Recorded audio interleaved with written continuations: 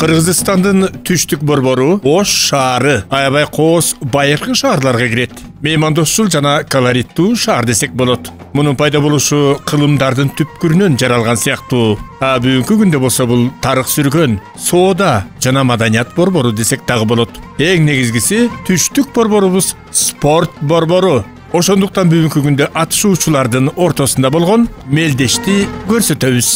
Бул мелдеш снайпинг мелдеш болмокчу. Так ушул жерден жүргүзүлөт. Шаардан алыс эмес жерде Төлөйкөн жергесинде болот. Кыргызстандагы снайпинг башкармачылыгы тарабынан атайын уюштурулган мындай жогорку деңгээлдеги каплан деп аталган атуу мелдеши деп аталат. Азыркы күндө биз 3-чү мелдешти жүргүзүп жатабыз. 2 мелдешибиз биздин жарышуу катары Бишкек шаарында өткөн. 3-чүсүн болсо Ош шаарында өткөрүп жатабыз. Мындай түзүлүшкө биздин катышуучуларыбыздын көпчүлүгү жакшы түшүнүп киришип калышкан. Катышуучулардын жарымынан аздыгы мергенчилер, ууга чыккан адамдар. Алар жарандар арасындагы мергенчилер.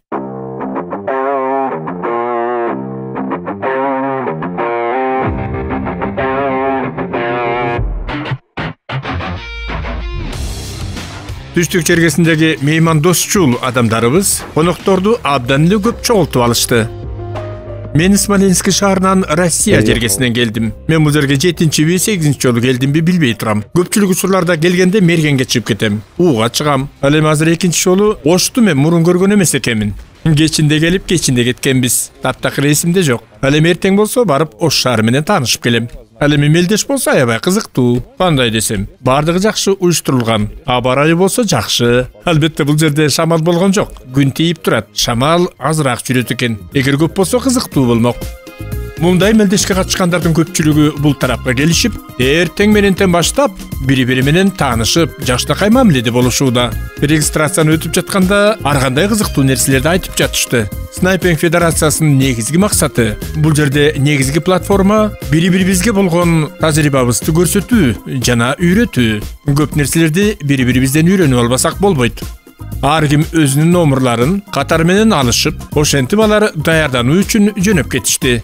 Ал эми азыр болсо кимге кандай номур түшкөндүгүн байкайлы. Демек катышуучулардын тизмесин билип алалы. Аныктап айтканда, бүгүнкү мелдешүүнү жүргүзүү боюнча тартиби мындай. Бул категориядагы эгерде өздөрүнө ылайыктуу жана бир деңгээлдеги дүрмөттөр колдоруна тийип калса, алар үчүн өзүнчө дивизион уюштурулат жана өзүнчө башка деңгээлдеги сыйлыктар уюштурулат. Азыр болсо биз катышуучулардын тизмесин көрүп турабыз.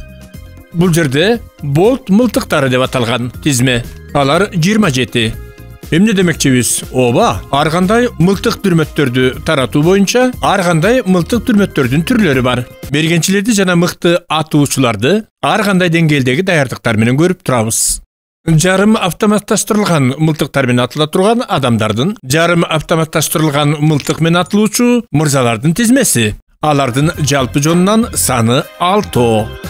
Түштүк тараптагы даярдануу боюнча сиздерге канча түшүндүрмө берели. Алар 8. Биринчиси таяк деп аталат. 100 метр аралыгында иштешет. Ал эми экинчиси болсо жетон. Ал дагы 100 метр аралыгында. Ал эми 3-чү машыгуу 200дөн 3 деп аталат. Ал албетте 200 метр аралыгынан атылат. Ал эми 4-чүсү болсо өзүңдүн мүмкүнчүлүгүңдү билишиң керек. 300 метр аралыгынан атат.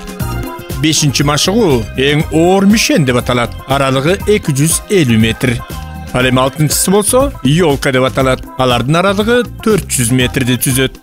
7-чысы болсо өзүнө ишенген мергенчи деп аталат. Анын аралыгы 500 жана 550 метрди түзөт. Акыркы биздин көнүгүүнү жана машыгууну жаба турган бул 3 добуштун жаңырып чыгышы деп аталат. Демек, үн 3 жолу жаңырылыш керек. Анын аралыгы 600, 625 жана 650 метрди түзөт. Эми бардыгын катары менен анык түшүндүрүп берели. Мен өзүм негизи мергенчиликке кызыгам. Снайпингке ушу 1 жыл болоюн деп калды уже. Ошо снайпингке катышып, ушуга кызыгып спортко өтүп атканбыз. Алдыдагы көнүгүүлөргө тыкаттык менен даярдануу башталды. Бүгүнкү күндө бул эң жөнөкөй эмес экендигин эске салышты. Жергиликтүү нерселерге көңүл буруп, өзүбүздүн мылтыктарыбызды атуу үчүн психологиялык жактан да даярдыктарды көрдүк. Жалпысынан бардык кыла турган нерселерди алдын ала даярдап алып, алар бир катарга тизилиш үчүн аянтка чыгышты. Бул мелдешти уюштурган адамдардын эмне дегени жана кандай тапшырмалары бар угуу үчүн даярданып турушат. Балдар, бардыңырга салам айтам. Мен силерди көргөнүмө абдан кубанычтамын. Албетте мен дароо тезирээк эле айтып бүтүүгө аракет кылайын. Биз аябай жакшпыз. Жаңыдан эле регистрация кылып жаңыдан баштадык. Биздин федерация Кыргыз Республикасында жайгашкан. Мен албетте бул нерсени айтып жатып сыймыктанам жана сыймык менен айталам. Федерацияны ачканда бул жылы биз 3-чү жолу жүргүзүп жатабыз. Аны эсиңиздерге салып коеюн. Албетте биздин түштүк тараптагы борборубуз Ош шаарында өтүп жатат. Муну да белгилеп кетишибиз керек. Бизди кабыл алган адамдарга чоң ыраазычылык билдиребиз. Мен да түшүнүп турам. Айдар мага предложение кылганда ушу федерацияга юк түшүнүп кара бериңиз дегенде мен да өтө сыймык менен кабыл алдым. Так как мен өзүм бывший спецназовец 20 жыл Кыргызстандын өзүндө альфада служба кылгам. Азыр ветеранбыз.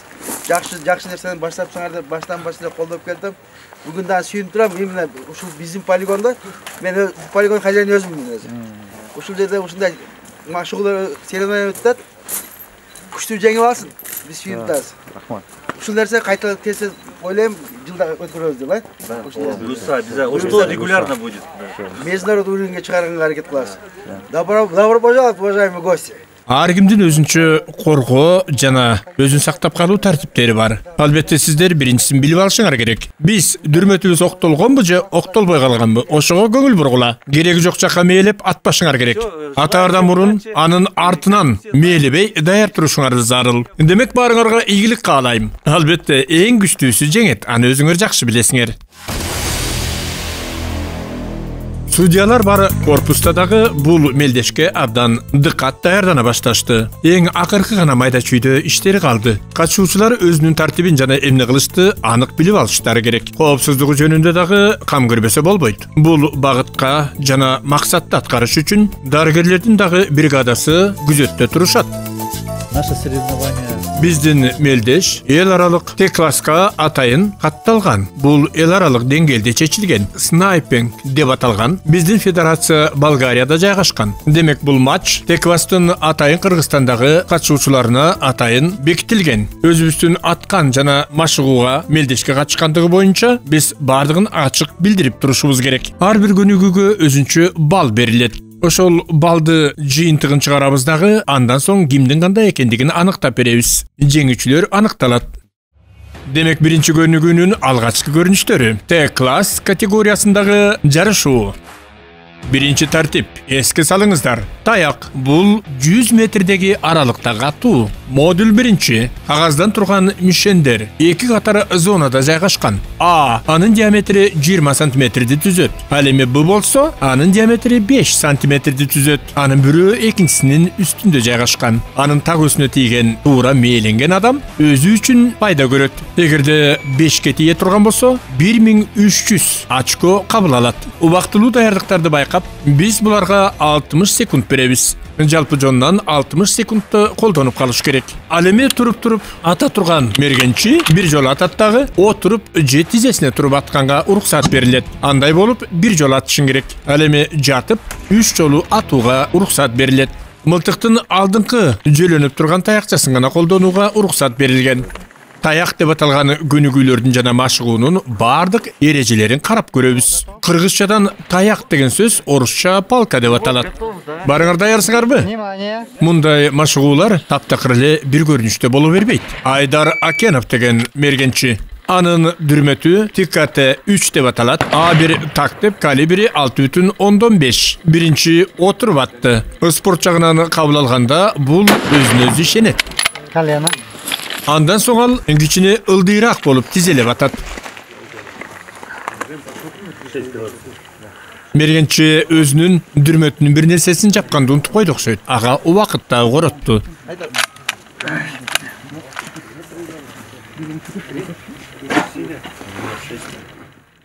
Андан соң бул жатып 3 жолу атууга мүмкүнчүлүк алды. Мергенчи даярданып жатат.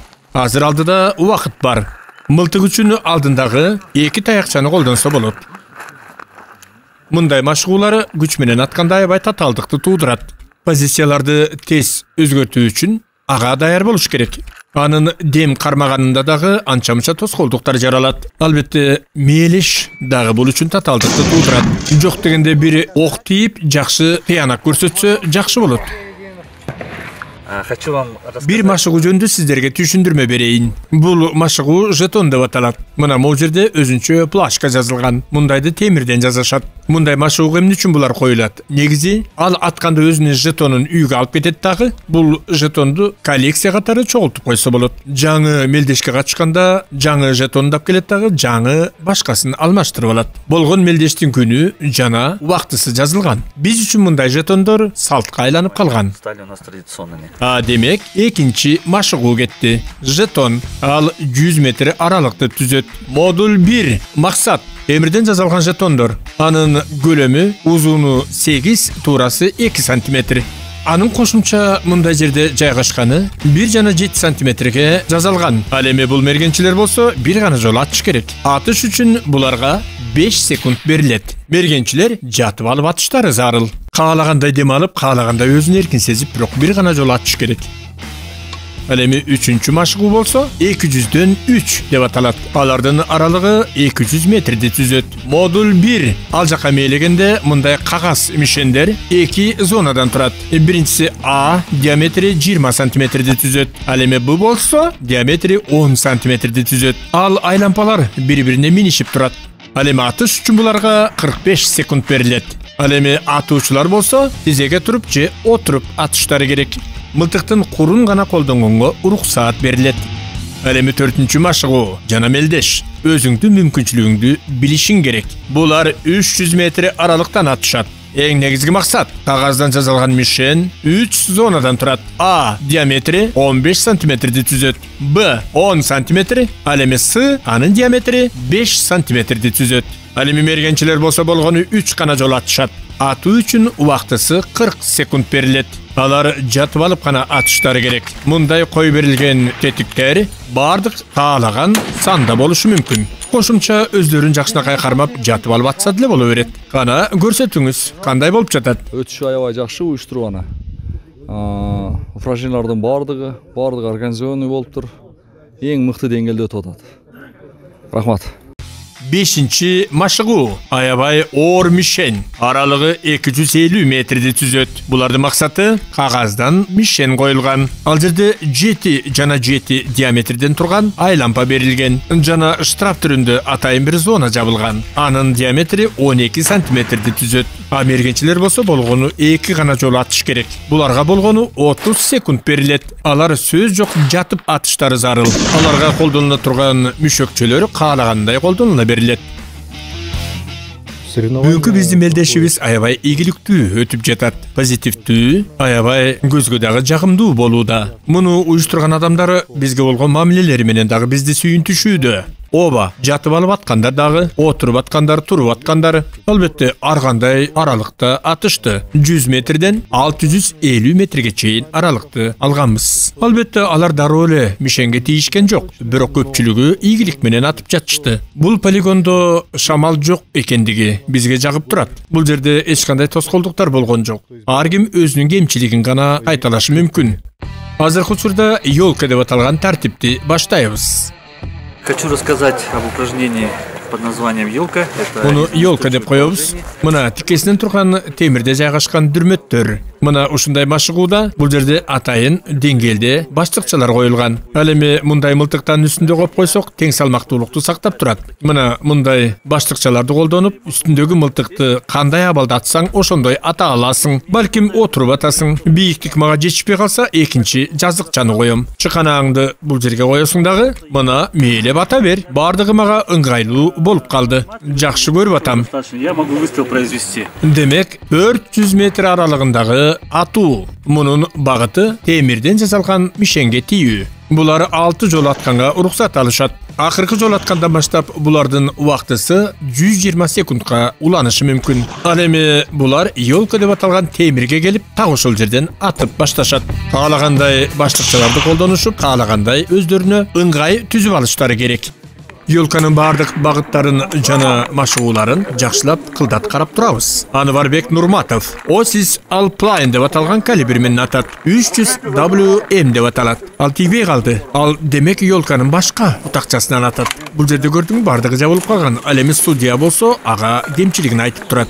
Атуучу өзүнүн дүрмөтүн жакшылап ыңгайлуу кылып алыш керек. Мындай нерсе Ош жергесинде биринчи жол болуп жаткандыгын эске алышыбыз керек. Бири-бирине кемчиликтерин айтуу сөз жок керек.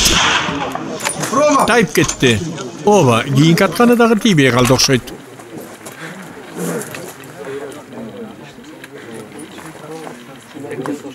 Үчүнчүсүндө ал сөз жок, Мишенге тийди. Азаматсың. Ай, красавчик. Шашпайбыз.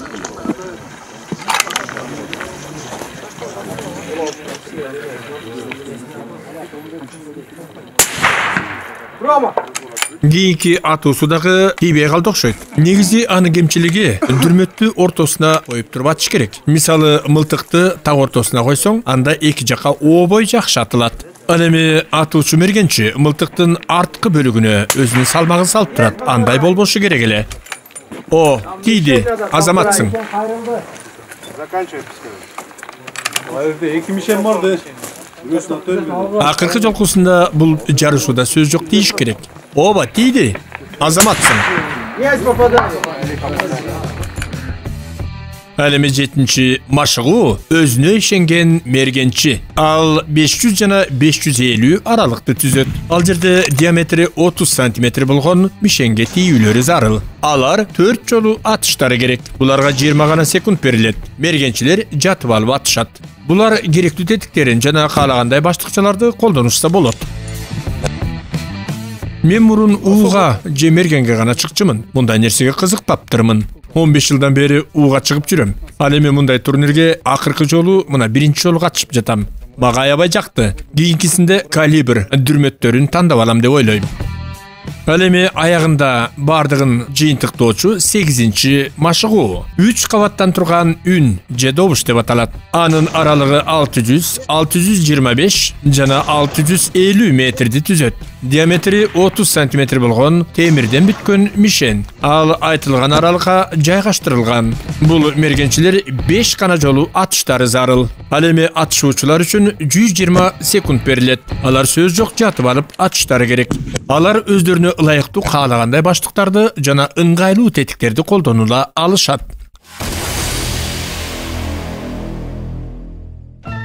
Бардык комплекстеги машыгуулар бүткөндөн кийин аягында жыйынтыктап жатып, катышуучуларды сыйлоо же болбосо аларды урматтоо бөлүгүнө келдик. Бүгүнкү мелдештин категорияларына же деңгээлдерине бөлүү боюнча ким кандай жетишкендиктерге жетти, ошолорду аныктап сыйлыктарын тапшырабыз. Демек бул жерде берилүүчү медалдар алтын, күмүш медаль жана коло медалдар болот. Түштүк тарапта болгон мындай мелдешүүбүз соңуна чыгып олтурат. Бардыгыңар коопсуздукту эске алып, эң сонун катыштыңыздар. Чоң рахмат айтмакчымын. Жана колдогонуңуздар үчүн ыраазыбыз. Демек мындай жыйынтыктар кабыл алынды. Бүгүнкү мелдеште алдыга чыккандар. Жарым автомат менен аткандардын арасынан 3-чү орунда Кенжебек Маматов. Кенжебек Маматов 3-чү орунду алды. Сайга калибр 7,62 мм. 5000 сом акчалай берилип жатат. Экинчи орунда Сүйөрбек Маматкеримов. Экинчи орунду алды. Дүрмөтү СВД калибр 7,62 мм. Экинчи орунда 10.000 сом. Күмүш медаль. Первое место. Рустам Батыров. Рустам Батыров 15.000 акчалай сыйлык берилип жатат. Ал эми мындай категорияда биринчи орунду алган Рустам Батыров болду. Дүрмөтү СВД калибр 7,62 мм. Демек бул дивизияда биринчи, экинчи орунду бөрү деп аталган чек ара кызматындагы жигиттер ээледи. Мен алдыга аша чаап айта кетейин. Мелдеш бүткөндөн кийин Кыргыз Республикасынын чек ара кызматкерлери атайын кызматта Börü деп аталған өздерінің снайпингті Қырғыз Республикасының атынан жаңы дүрмөттү белеке бергендерін анықтап жана көрсөтө алышты. Албетте аны машыгуу үчүн гана колдонобуз. Балтабай дүрмөтү менен 3-чү орунда Батыр Батыров. Дагы бир жолу 3-чү орунга ээ болгон Батыр Батыров болду. Анын дүрмөтү Норин Куа деп аталат, калибр 308. Акчалай сыйлык 10.000 сом. Бул жерде Евгений Виткин бар. Мылтык жазуучу өзүнүн мастерскойу бар. Ал өзүнүн атынан кошумча сыйлыгын берип жатат. Демек, акчалай сыйлыгы 5.000 сом өлчөмүндөгү акчалай сыйлыгын берди. Бул кошумча сыйлык. Второе место. В классе болтовая винтовка. Экинчи орунда Сергей Зуев. Сергей Зуев дагы экинчи орунду алды. Анын дүрмөтү Blazer R8 деп аталат. Калибр 6.5. Кридмор. Акчалай сыйлыктын өлчөмү 20.000 сом. Евгений Виткиндин атынан кошумча 10.000 сом берилип жатат. И первое место. Жана ошондой эле биринчи орунду ээлеген, снайпинг боюнча түштүк тараптан жеңишке ээ болгон Азиз Жумалиев болду. Бул категориянын жеңүүчүсү Азиз Жумалиев алдыга чыгып келди десек болот. Дүрмөтү Саваш деп аталат, калибр 223 Рэм деп аталат.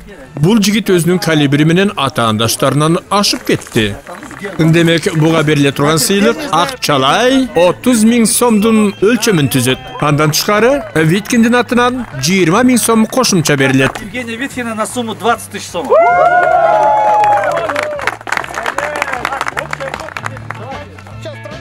Бүгүнкү күндө мен жеңишке ээ болуп отурам. Ийгилик мен тарапта болдум десем болот. Бардыгыңыздарга терең ыраазычылыгымды билдирем. Уюштуруучулар дагы абдан жакшы даярданышкан. Жана бардыгына катышуучулар бардыгыңарга чын жүрөгүмдөн ыраазымын. Жалпысынан алганда бул иш-чара адаттагыдай эле эң бийик деңгээлде эң сонун өттү десек болот. Ысык, достук мамиледе жана эң сонун шартта жүргүзүлдү. Биз чыдамсыздык менен жаңы мелдештерди күтөбүз. Албетте, мындай эң кызыктуу спорттун түрүндө жаңы жеңиштерди күтөбүз.